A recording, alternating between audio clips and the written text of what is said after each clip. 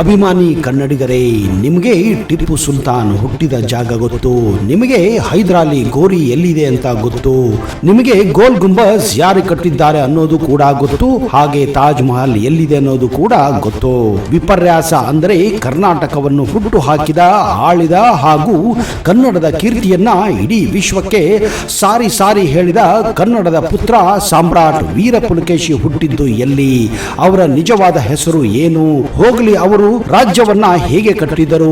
ಅವರು ದಕ್ಷಿಣ ಪದೇಶ್ವರ ಅನ್ನೋ ಬಿರುದು ಹೇಗೆ ಪಡೆದರು ಅನ್ನುವುದಾದರೂ ಗೊತ್ತಾ? ಈ ವಿಡಿಯೋ ನೋಡುತ್ತಿರುವ 90% ಕನ್ನಡಿಗರಿಗೆ ಈ ವಿಷಯ ಗೊತ್ತಿಲ್ಲ ಅನ್ನೋದು ವಿಷಾದನೀಯ.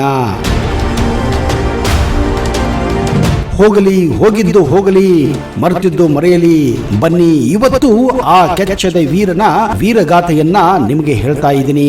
ನೀವು ನಿಜಕ್ಕೂ ಕನ್ನಡ ಮಾತೆಯ ಮಕ್ಕಳಾಗಿದ್ದರೆ ಈ ವಿಡಿಯೋನ ಕೊನೆವರೆಗೂ ನೋಡ್ತೀರಾ ಅನ್ನೋ ನಂಬಿಕೆ ನನಗಿದೆ. ಹಾಗೂ ಕನಿಷ್ಠ ಪಕ್ಷ 100 ಜನಕ್ಕೆ ಈ ವಿಡಿಯೋನ ಶೇರ್ ಮಾಡ್ತೀರಾ ಅನ್ನೋ ವಿಶ್ವಾಸದಿಂದ ಈ ವಿಡಿಯೋನ ಪ್ರಾರಂಭ ಮಾಡ್ತಾ ಇದ್ದೀನಿ. ಅದಕ್ಕಿಂತ ಮೊದಲು ನೀವು ನಮ್ಮ ಚಾನಲ್ಗೆ ಹೊಸಬರಾಗಿದ್ದರೆ ದಯವಿಟ್ಟು ಈಗಲೇ ಸಬ್ಸ್ಕ್ರೈಬ್ ಮಾಡಿ, ಜೊತೆಗೆ ಬೆಲ್ ಐಕನ್ ಕೂಡ ಪ್ರೆಸ್ ಮಾಡಿ.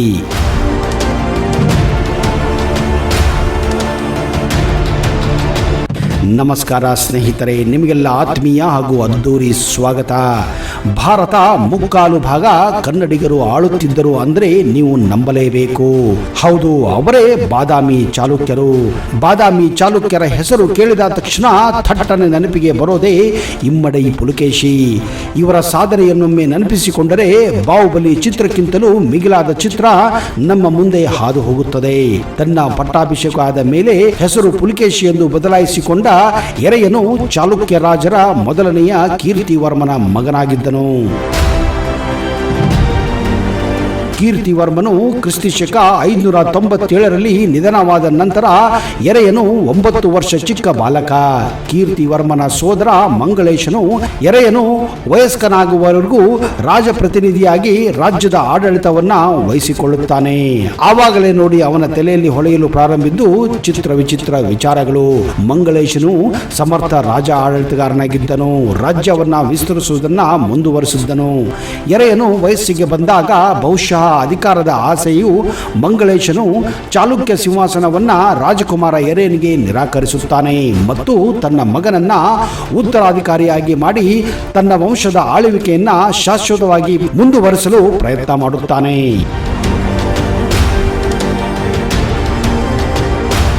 ಎರೆಯನು ಬನಾ ಪ್ರದೇಶ ಅಂದರೆ ಈಗಿನ ಕೋಲಾರದಲ್ಲಿ ಆಶ್ರಯ ಪಡೆದು ತನ್ನ ಸಹಚಕರ ಸಹಾಯದಿಂದ ಸೈನ್ಯವನ್ನ ಸಂಘಟಿಸಿ ತನ್ನ ಸ್ವಂತ ಚಿಕ್ಕಪ್ಪನ ಮೇಲೆ ಯುದ್ಧವನ್ನ ಘೋಷಿಸಿಬಿಡುತ್ತಾನೆ.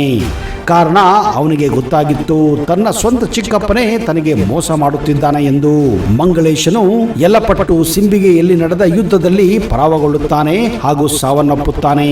ಎರೆಯನು ಇಮ್ಮಡಿ ಪುಲಕೇಶಿ ಎಂದು ಚಾಲುಕ್ಯ ಸಿಂಹಾಸನವನ್ನ ಏರುತ್ತಾನೆ ಹಾಗೂ ಚಾಲುಕ್ಯ ಪರಮೇಶ್ವರ ಎಂಬ ಬಿರುದನ್ನು ಕೂಡ ಧರಿಸುತ್ತಾನೆ. ರಾಜ್ಯಾಭಿಷೇಕ ಬಳಿಕ ಪುಲಕೇಶಿ ಹಲವಾರು ಸಮಸ್ಯೆಗಳನ್ನು ಎದುರಿಸಬೇಕಾಗುತ್ತದೆ. ಇಮ್ಮಡಿ ಪುಲಕೇಶಿ ತನ್ನ ಸಮಕಾಲೀನ ಚಕ್ರವರ್ತಿಗಳ ಸಾಲಿನಲ್ಲಿ ಮುಂಚಿನಲ್ಲಿ ನಿಲ್ಲುವಂತಹ ಅರಸನಾಗಿದ್ದ, ಮಹಾರಥಿ ಮಹಾರಾಜನಾಗಿದ್ದ. ಮಹಮ್ಮದಿಯರ ಆಕ್ರಮಣವರೆಗೂ ಸ್ಥಾಪಿತವಾದ ಹಲವು ಪ್ರಬುದ್ಧ ಹಿಂದೂ ಸಾಮ್ರಾಜ್ಯಗಳಲ್ಲಿ ಚಾಲುಕ್ಯ ವಂಶವು ಗಣನೀಯವಾಗಿದ್ದು, ಅಪ್ಪಾಯಿಕ ಮತ್ತು ಗೋವಿಂದರನ್ನು ಮೊದಲುಗೊಂಡ ಹರ್ಷ ಚಕ್ರವರ್ತಿಯನ್ನು ಗೆಲ್ಲುವುದರವರೆಗೂ ಪುಲಕೇಶಿಯ ದಿಗ್ವಿಜಯ ಪರಿಕ್ರಮಿಸಿತ್ತು. ಆ ಸಮಯದಲ್ಲಿ ಇಮ್ಮಡಿ ಪುಲಕೇಶಿ ಅಂದರೆ ಇಡೀ ಭರತ ಖಂಡವೇ ನಡುಗುತ್ತಿತ್ತು. ಅವನ ಪರಾಕ್ರಮಗಳ ಬಗ್ಗೆ ಅಕ್ಕಪಕ್ಕದ ರಾಜರು ಕೂಡ ನಡುಗುತ್ತಿದ್ದರು. ತನ್ನ ವಿಜಯವನ್ನು ಘೋಷಿಸಿ ಆಚರಿಸಲು ಇಮ್ಮಡಿ ಪುಲಕೇಶಿಯು ಒಂದು ವಿಜಯ ಸ್ತಂಭವನ್ನು ಸಹಿತ ಕಟ್ಟಿಸಿದ್ದರು.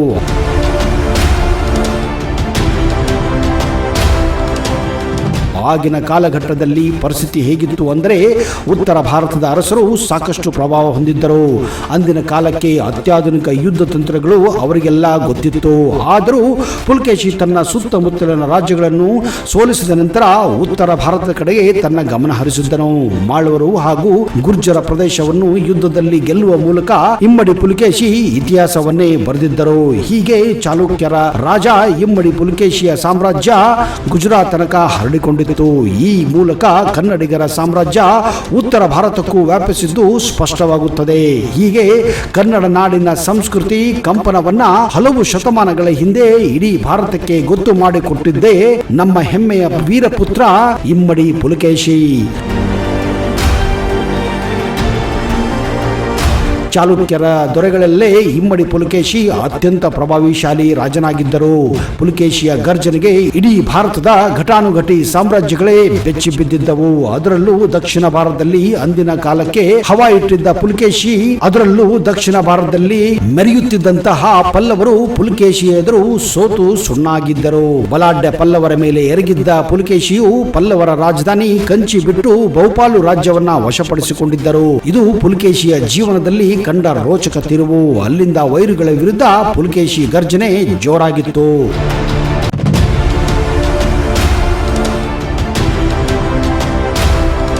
ಕ್ರಿಸ್ತಿ ಶಕ 619ರಲ್ಲಿ ಉತ್ತರ ಭಾರತದಿಂದ ದಂಡೆತ್ತಿ ಬಂದಿದ್ದ, ಜೀವನದಲ್ಲಿ ಎಂದಿಗೂ ಸೋಲನ್ನೇ ಒಪ್ಪದಂತಹ ಹರ್ಷವರ್ಧನನ್ನು ಚಾಲುಕ್ಯ ದೊರೆ ಇಮ್ಮಡಿ ಪುಲಕೇಶಿ ಇದನ್ನು ಸುಳ್ಳಾಗಿಸಿದ್ದ.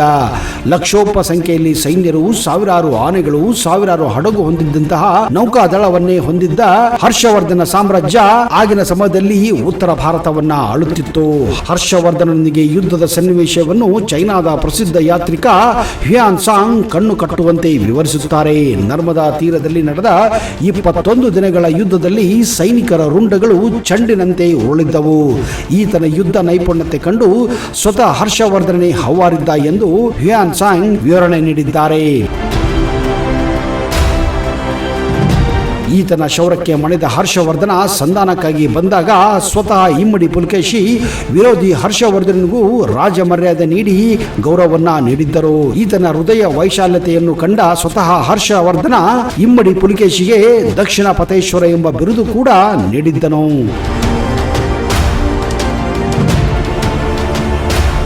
ಇಂತಹ ನಮ್ಮ ಹೆಮ್ಮೆಯ ಕನ್ನಡದ ರಾಜನೊಬ್ಬ ಕನ್ನಡದ ಕಂಪನ್ನು ದೂರದ Afghanistan, Iraq, Iran, Arab, China, ಟಿಬೆಟ್ನೊಳಗಿಂದ ಹಲವು ದೇಶಗಳಲ್ಲಿ ಕನ್ನಡ ಸಾಮ್ರಾಜ್ಯವನ್ನು ವಿಸ್ತರಿಸಿದ್ದ ಎಂಬುದನ್ನು ಕೇಳಿದಾಕ್ಷಣ ನಾವುಗಳು ಇದನ್ನ ಇತಿಹಾಸಕ್ಕೆ ಸೀಮಿತವಾಗಿ ಓದಿ ಮರೆತು ಬಿಡುವ ಪರಿಸ್ಥಿತಿ ನಮ್ಮಲ್ಲಿದೆ.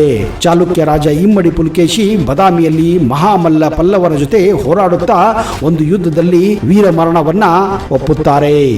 ಕರ್ನಾಟಕ ಬಲ ಎಂಬ ಅದ್ಭುತ ಸೈನ್ಯ ಹೊಂದಿದ್ದ ಚಾಲುಕ್ಯ ದೊರೆ ಇಮ್ಮಡಿ ಪುಲಕೇಶಿ ಎಂದೂ ಸೋತಿರಲಿಲ್ಲ. ಆದರೆ ಇವತ್ತಿಗೆ ಆತ ಸೋಲುತ್ತಿದ್ದಾನೆ.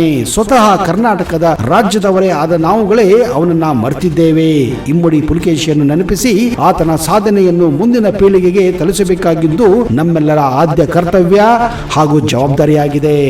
ನೀವು ಕೂಡ ಇದನ್ನ ಚಾಲೆಂಜ್ ಆಗಿ ತೆಗೆದುಕೊಂಡು ಈ ವಿಡಿಯೋನ ದಯವಿಟ್ಟು ಶೇರ್ ಮಾಡಿ ಎಲ್ಲರಿಗೆ ತಲುಪುವಂತೆ ಮಾಡಲಿ. ಒಂದು ವೇಳೆ ನಿಮಗೆ ಈ ವಿಡಿಯೋ ಇಷ್ಟ ಆದಲ್ಲಿ ಜೈ ಇಮ್ಮಡಿ ಪುಲಕೇಶಿ ಹಾಗೂ ಜೈ ಕರ್ನಾಟಕ ಎಂದು ಕಮೆಂಟ್ ಬಾಕ್ಸ್ ಅಲ್ಲಿ ಹಾಕಿ. ಅಲ್ಲಿಯವರೆಗೆ ಜೈ ಹಿಂದ್, ಜೈ ಕರ್ನಾಟಕ.